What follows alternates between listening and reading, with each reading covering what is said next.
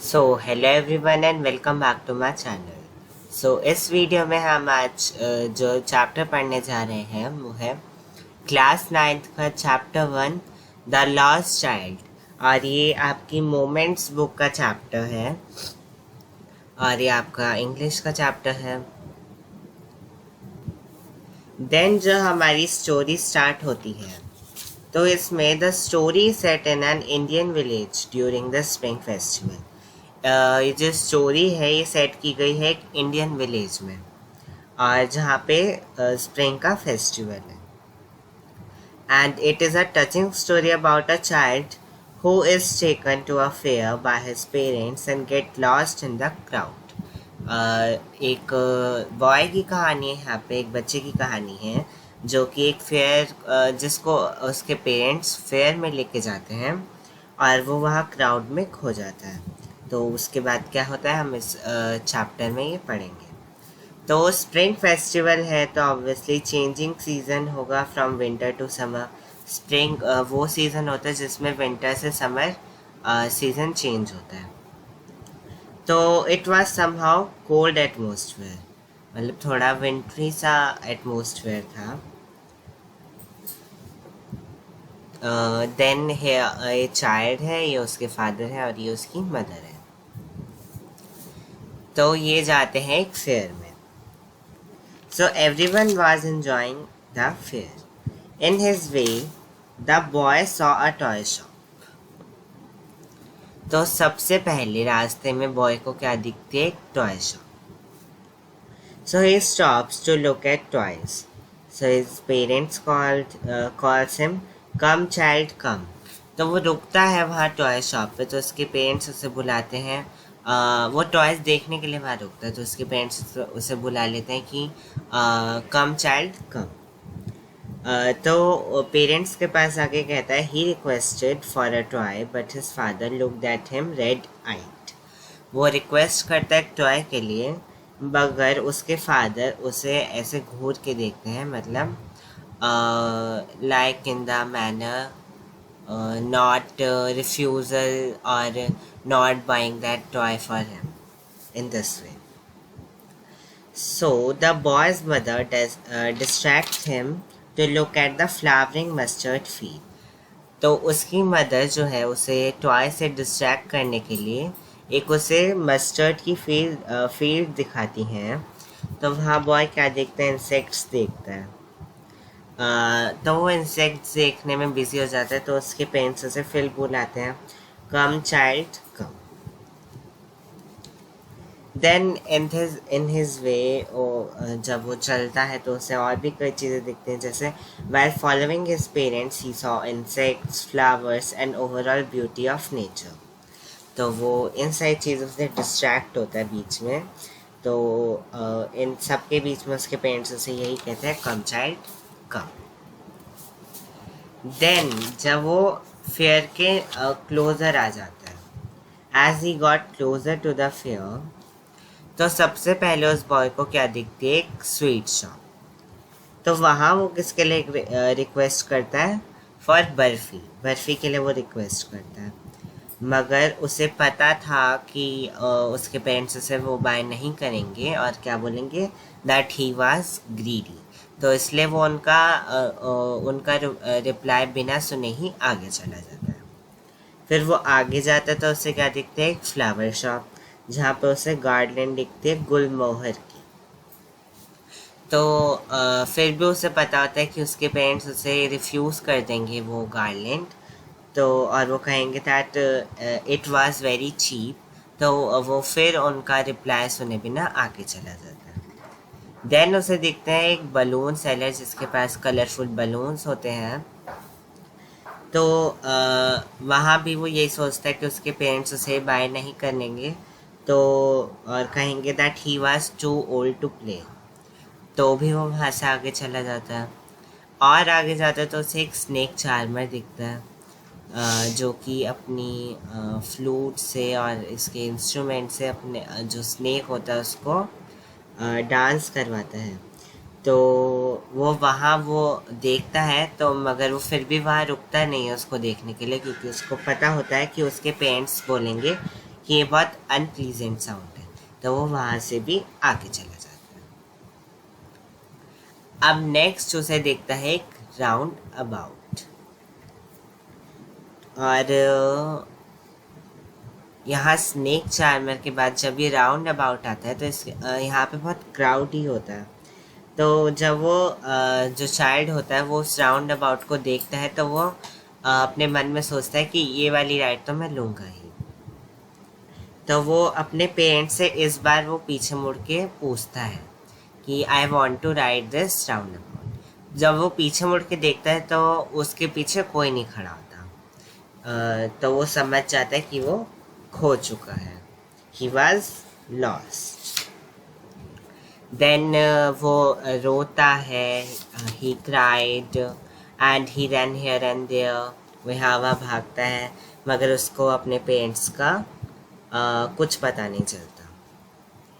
So till here उसके parents उसके साथ ही स्नेक चार्मर तक, मगर यहाँ राउंड अबाउट में उसके पेरेंट्स खो जाते हैं। देन वहाँ बहुत क्राउड होता है, वो बच्चा कुचल भी जाता है नीचे, जो वहाँ क्राउड होता है उनके फीट्स के नीचे। देन वहाँ एक टेम्पल के पास वो आके रुक जाता है, वहाँ भी क्राउड होता है। तो एक strange man, a man in the surging crowd, जो उसकी क्राइंग सुनता है, तो बड़ी मुश्किल से उस जो चाइल्ड होता है उसको अपनी आर्म्स में उठा लेता हूँ। तो देन जो वो जो स्ट्रेंज मैन होता है वो उस बॉय से पूछता है that whose baby are you, how did you get here, मगर वो चाइल्ड उसका कोई आंसर नहीं देता और वो बस ये कहता है I want my mother, I want my father.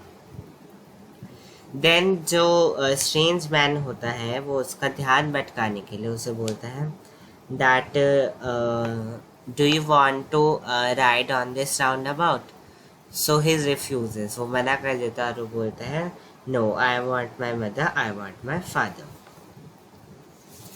Then जो क्या है, वो स्ट्रेंज मैन है, वो अब वो स्नेक चार्मर होता है, तो वो कहता है क्या तुम इस स्नेक चार्मर की फ्लूट सुनना चाहोगे, क्या तुम इसकी धुन सुनना चाहोगे। तो वो चाइल्ड अपने जो ईयर्स है वो अपनी फिंगर से बंद कर लेता है और बोलता है I want my mother, I want my father.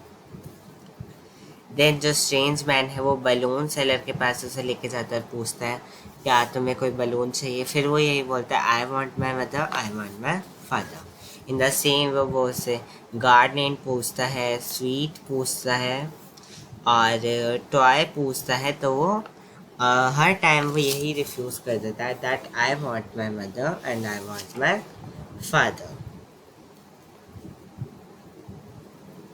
So here are जो हमारी स्टोरी है वो यहीं स्टॉप हो जाती है। इस स्टोरी का एंड है दैट जो स्ट्रेंज मैन है वो उससे पूछता है कि do you want a toy? Then he refuses and says I want my mother, I want my father. Here the story ends.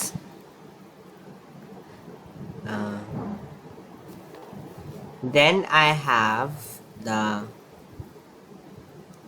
let's recall for this chapter.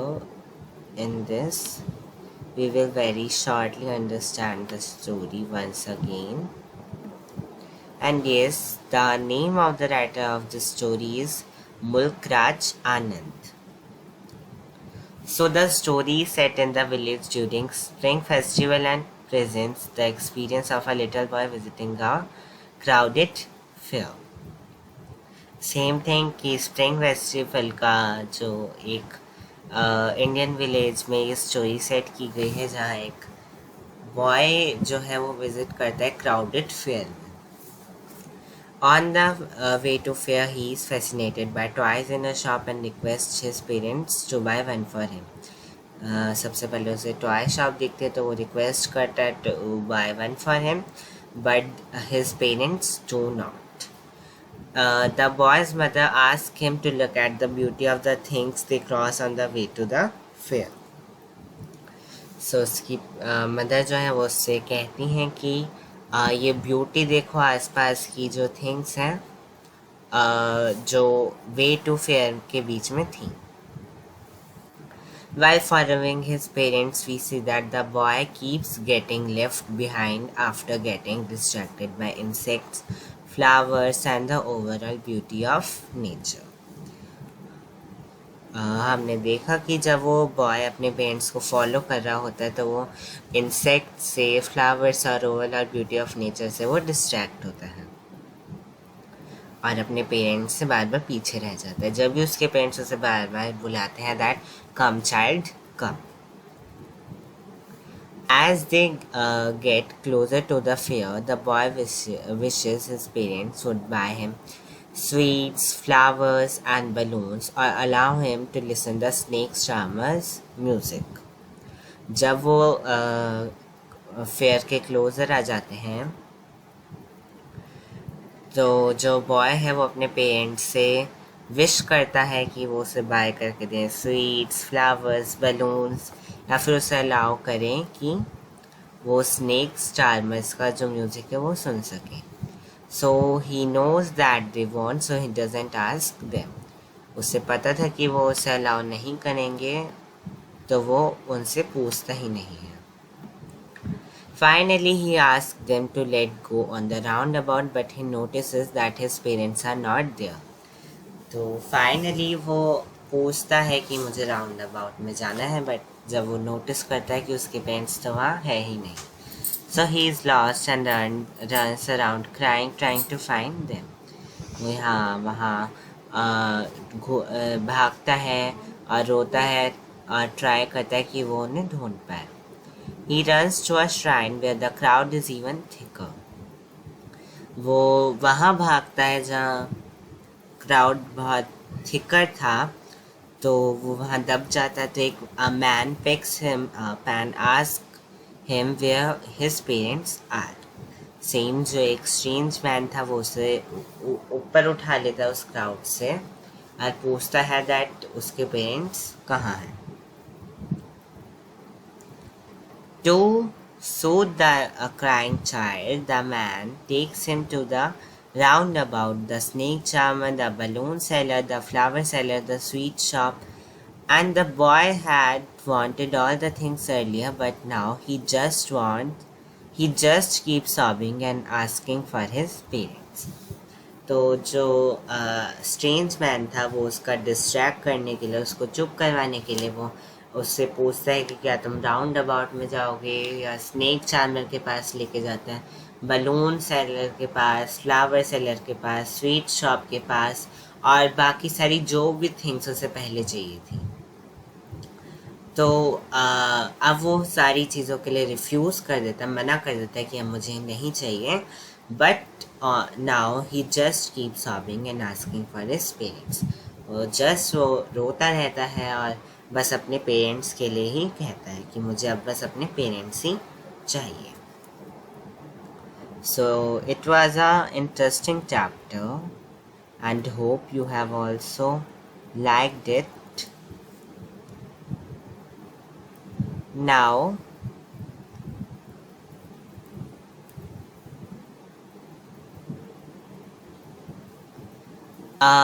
here I have chosen 5 questions for you from in between the chapter. मैंने आपके chapter में से 5 questions in between के निकाले हैं। जहाँ पहला question क्या है, how did his parents react when he asked for a toy.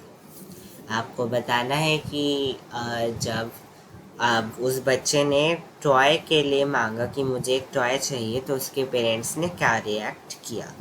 अगर आप भूल चुके हैं तो आप ये वीडियो रिवाइंड करके दोबारा देख सकते हैं कि उसके पेरेंट्स ने कैसे रिएक्ट किया। और you have to type your answer in the comment section.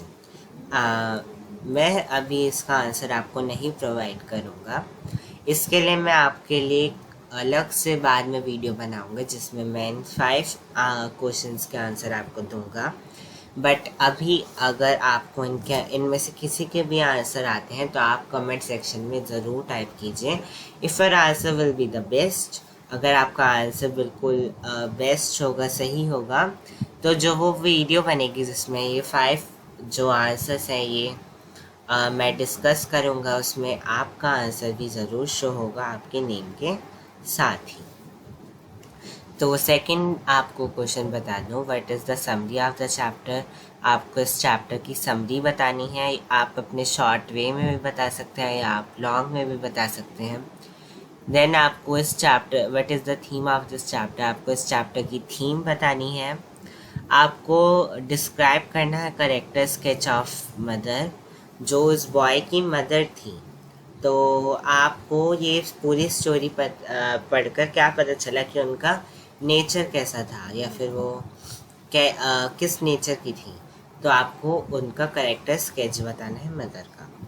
आप कितने भी लाइंस लिख सकते हैं, but at least 5 lines are compulsory for this. Then आपका fifth and the easiest question, जो सबसे आसान क्वेश्चन है, वो यही है, हु वाज लॉस्ट, कौन खो गया था। तो ये आपका फिफ्थ क्वेश्चन है, और इन पांचों के आंसर्स आपको कमेंट सेक्शन में टाइप करने हैं।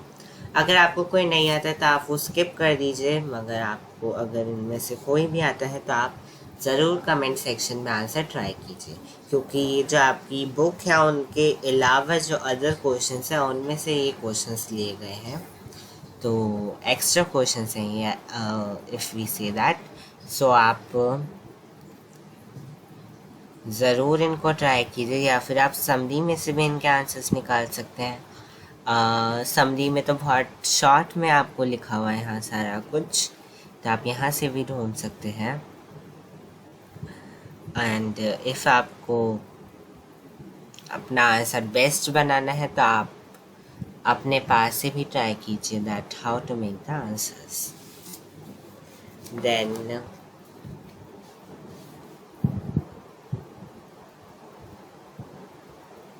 here our video ends, and hope you like the explanation and the chapter and the video.